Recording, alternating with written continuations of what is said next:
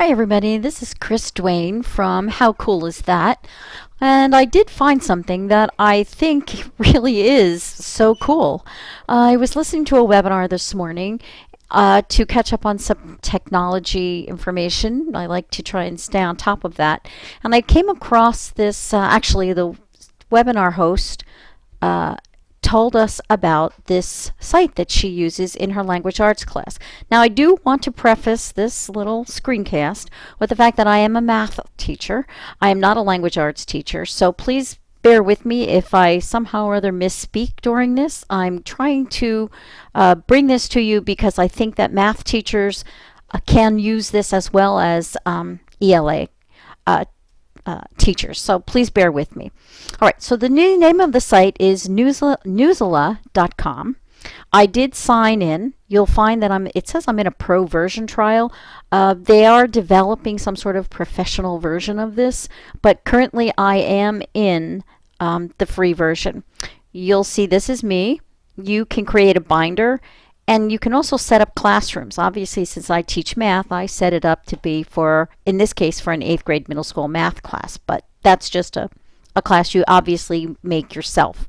But getting beyond that, one of the things that I thought was so cool, and I'm going to go back because I kind of jumped ahead here. When you sign on, this is what you'll see. And you get to pick from any of these topics. Now, from the home page or from anywhere, if you click on the search tool, you'll be able to search any topic that you'd like. You may pick any reading level you'd like, and you can pick a reading standard that you would like to target in your reading assignment. You can also ask them to sort out only articles that have quizzes attached to it. How cool is that? Quizzes are already on it. So that being said, I am a science person.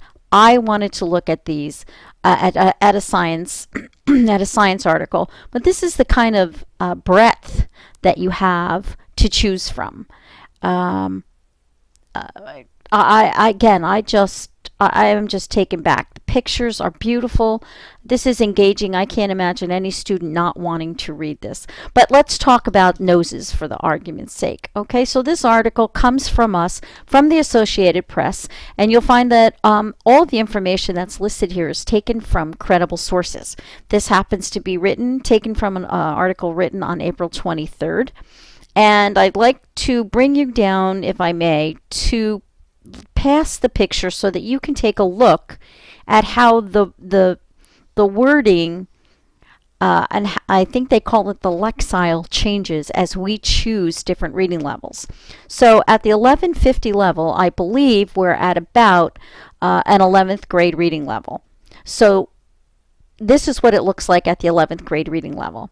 Suppose you have to differentiate this article. You have students in your class that you don't really, you don't want to embarrass them, but they need a lower level.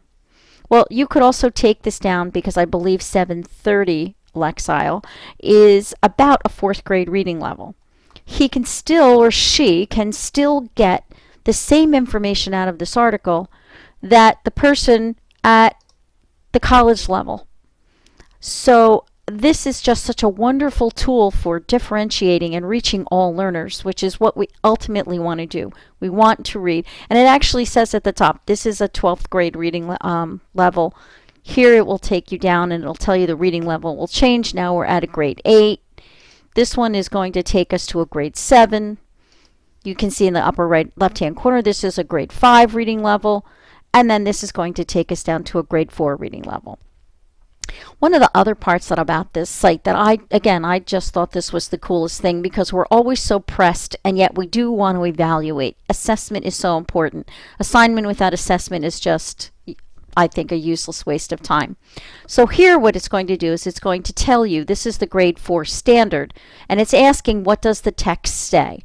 So the question is who inherited the process, who initiated the process of making body parts in a lab? So the answer here would be Alexander Seflian. So I want to take you back. I want to close this and I want to show you how this question would change at the 12th grade level. So I'm going to take this up to the 12th grade level. I'm going to come back over here and you will see that the questions are not the same and they are targeted for what the text says in an 11th or 12th grade standard. Again, I just can't get over, I think this would be the coolest thing to do in a class. It does have math in it, so I could ask any number of questions about this. As an aside, I'm able to print these out, so if I wanted to print them out, I could do that. Or I can just have the students come to this page at this, at the site. And again, I just think this is the coolest thing ever. I think the site will probably continue to evolve, but I just don't know how much cooler that gets. So thanks so much for sharing with me this morning, and I hope you find this as cool as I do. Thanks again.